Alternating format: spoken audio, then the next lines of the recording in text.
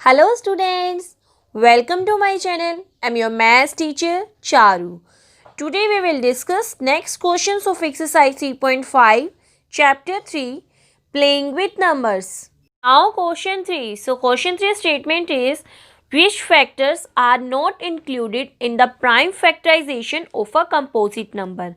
Which means composite number की prime factorisation में कौन कौन से फैक्टर इंक्लूड नहीं होते। तो हमें बताना है कि जब हम कंपोजिट नंबर के प्राइम फैक्टर बनाते हैं तब हम उनमें कौन कौन से फैक्टर इंक्लूड नहीं करते। तो कौन कौन से फैक्टर इंक्लूड नहीं होते कंपोजिट नंबर के फैक्टर्स में। एक तो number one number composite number के प्राइम फैक्टराइजेशन में इंक्लूड नहीं होता, और नंबर इटसेल्फ यानी कि कंपोजिट नंबर इटसेल्फ यानी कि खुद से ये नंबर भी इंक्लूड नहीं होगा। तो इसका सॉल्यूशन में हम राइट करेंगे।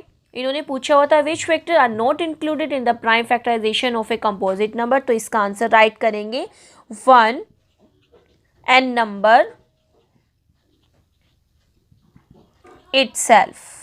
1 और कंपोजिट नंबर खुद इंक्लूड नहीं होगा। Now question 4. Question 4 statement is write the greatest 4-digit number and express it in terms of its prime factors. Which means हमें 4-digit number जो greatest होगा वो हमें write करना है और उनके prime factors की form में उसे express करना है. So we start solution. So first of all हम write करेंगे greatest 4-digit number. अब greatest 4-digit number कौन सा बनेगा? 9999 यानी कि 9999। अब इसके हमें प्राइम फैक्टर्स फॉर्म करने हैं। सो हम इसके प्राइम फैक्टर्स फॉर्म करेंगे। अब 2 पर तो ये डिवाइड नहीं होगा तो 3 पर करेंगे। 3 3 जा 9। इस तरह से हम इसे सिंप्लीफाई करेंगे। नाउ अगेन 3 3 1 जा 3। इस तरह से ये भी डिवाइड हो जाएगा। अब ये जो है 1111 11 पर डिवाइड होगा। 11 1 जा 11 देन 0 11 1 जा 11। नाउ 101 चेक करेंगे हम। ये 101 पर ही डिवाइड होगा और तो इसके प्राइम फैक्टर्स बनेंगे prime factors of 9999। 3 multiply 3 multiply 11 multiply 101। तो ये इसके प्राइम फैक्टर्स बनेंगे। Question 5. So question 5 statement is right the smallest 5-digit number and express it in terms of its prime factor. तो हमें स्मॉलेस्ट 5-digit नंबर राइट करना है और उसके प्राइम फैक्टर्स की फॉर्म में उसे एक्सप्रेस करना है। So we start solution. So जैसे हमने प्रीवियस क्वेश्चन में ग्रेटेस्ट 4-digit नंबर राइट किया, तब यहाँ पर हमने स्मॉलेस्ट 5-digit नंबर राइट किया है विच इज़ 10,000। तो ऐसे ही प्राइम फैक्टर्स क्या फाइंड करेंगे। तो इसके प्राइम फैक्टर्स क्या बनेंगे 2 multiply 2 multiply 2 multiply 2 multiply 5 multiply 5 multiply 5 multiply 5 यानी कि 2 4 टाइम्स है, 5 भी 4 टाइम्स है। तो इस तरह से आप इसके प्राइम फैक्टर्स फाइंड करेंगे।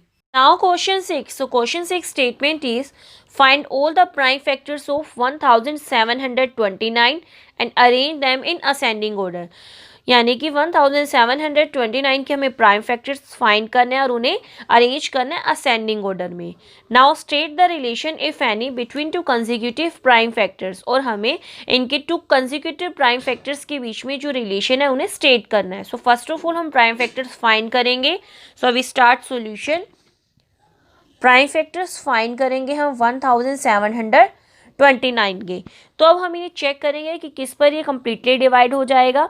2 पर ये कम्प्लीटली डिवाइड नहीं होगा, ना ही ये 3 पर कम्प्लीटली डिवाइड होगा। तो हम ऐसे चेक करेंगे तो हमने देखा कि ये 7 पर कम्प्लीटली डिवाइड हो जाएगा। 7 2 जा 14। तो 17 में से 14 माइनस करेंगे तो 3। 7 4 जा 28। 32 में से 28 माइनस 4 7 7 जा 49। तो अगर हम 7 से डिवाइड करते हैं तो ये किस पर डिवाइड होगा 247। नाउ अब 247 चेक करेंगे किस पर कम्प्लीटली डिवाइड होगा, कौन से प्राइम फैक्टर्स पर कम्प्लीटली डिवाइड होगा 13। अब 13 पर चेक करेंगे। 13 1 जा 13। 24 में से 13 माइनस करेंगे तो क्या आएगा यहाँ पर 11 और यहाँ पर 7 117 किस पर डिवाइड होगा 13 9 जा 117। ऐसे ये 19 पर डिवाइड हो जाएगा। तो यहाँ पर ये 1 आएगा। तो इसकी जो प्राइम फैक्टर्स हमने फॉर्म किए हम वो राइट करेंगे। Prime factors of 1729, 7 multiply 13 multiply 19। तो अब हमें इनके प्राइम फैक्टर्स के बीच में जो इनके कंसेक्यूटिव प्राइम फैक्टर्स हैं उनके बीच में अगर कोई रिलेशन है तो हमें वो स्टेट करना है।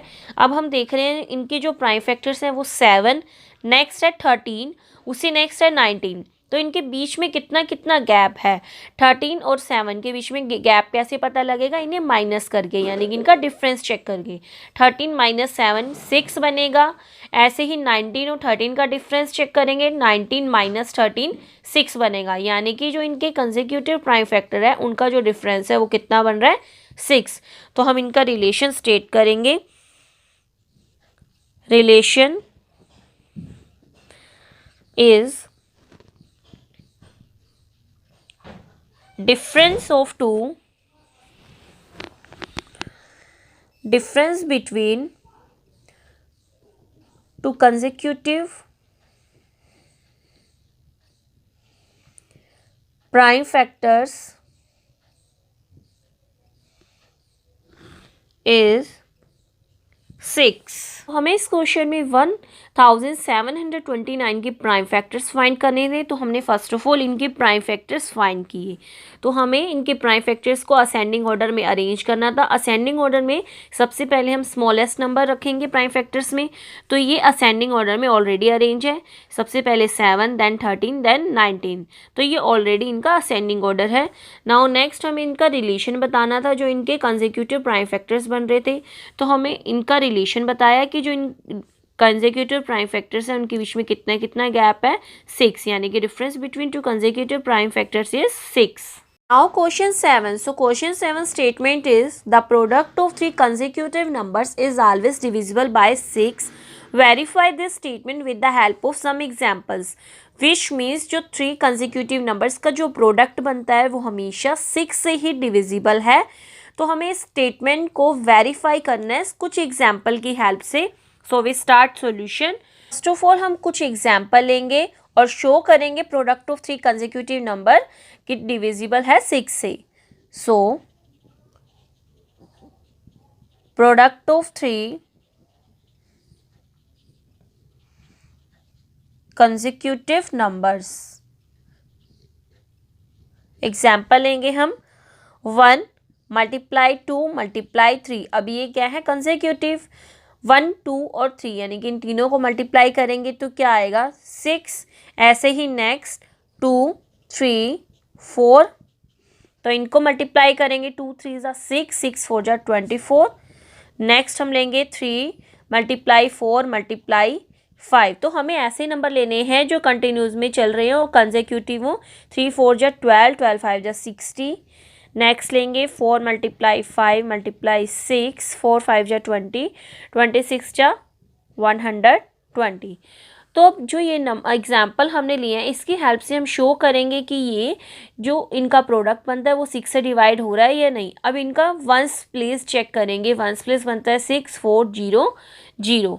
तो अब हमने ये रूल्स डिस्कस किए थे डिविजिबिलिटी टेस्ट के। अगर नंबर 2 और 3 दोनों से डिवाइड है तभी वो 6 से डिवाइड होंगे। अब इनका वंस प्लेस ऐसा बन रहा है कि ये 2 से तो डिविजिबल है।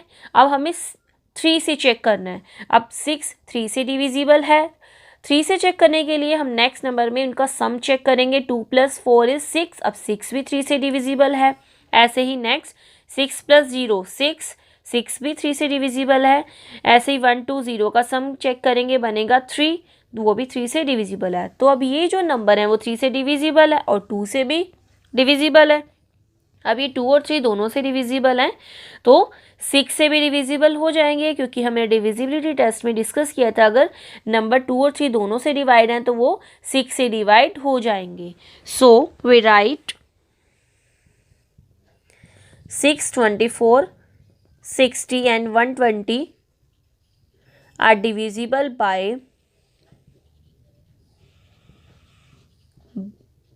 by both 2 and 3.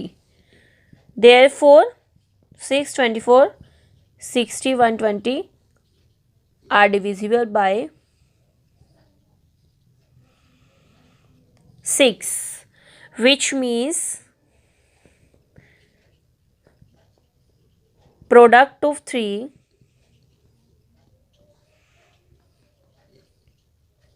consecutive numbers is always divisible by 6। तो इस तरह से हम अगर और भी एग्जाम्पल लें तो हम उनकी हेल्प से भी शो कर सकते हैं कि product of 3 consecutive number is always divisible by 6। तो आप इनके अदर एग्जाम्पल्स भी डिस्कस करेंगे और उनकी हेल्प से चेक करेंगे कि वो 6 से डिविजिबल है या नहीं। Now question 8. So question 8 statement is the sum of two consecutive odd numbers is divisible by 4. Verify this statement with the help of some examples. Which means हमें शो करना है sum of two consecutive odd number 4 से divide हो। तो हम इसे कुछ example की हेल्प से वेरीफाई करेंगे स्टेटमेंट को। So we start solution. So sum of two consecutive odd numbers हम चेक करेंगे। तो हमने ओड नंबर कंसेक्यूटिव लेने हैं, उनका सम चेक करना है। 1 ओड नंबर है, नेक्स्ट ओड नंबर क्या बनेगा 3, तो 1 + 3 4। ऐसे ही हमने लिया 3 से नेक्स्ट नंबर क्या बनता है ओड 5, तो 3 + 5 8। ऐसे ही हम 2 डिजिट ओड नंबर चेक कर रहे हैं 11। नेक्स्ट 2 डिजिट ओड नंबर बन रहा है 13, तो 11 + 13 24, 13 + 15 28। ऐसे ही हम नेक्स्ट देख रहे हैं 21 का नेक्स्ट ओड नंबर बनेगा 23, उनका सम होगा 44। 23 + 25 इज 48।